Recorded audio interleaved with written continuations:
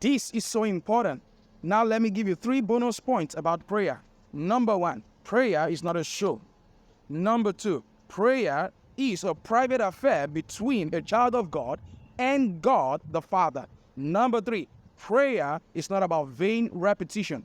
The Bible tells us in the book of Matthew chapter 6, reading from the 5th verse, it says, "And when thou prayest, thou shalt not be as the hypocrites are, for they love to pray standing in the synagogues and in the corners of the street, that they may be seen of men.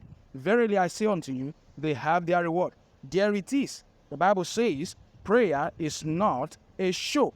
And number 2, in verse 6 of Matthew chapter 6, it says, "But when thou prayest, enter into thy closet, and when thou hast shut thy door, pray to thy Father which is in secret, and thy Father which seeth in secret shall reward thee openly."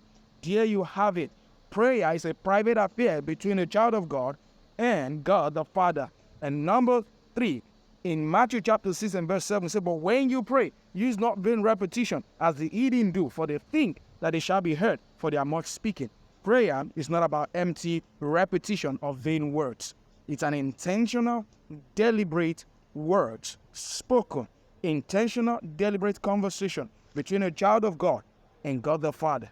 It is a deliberate, intentional conversation between a man and his maker.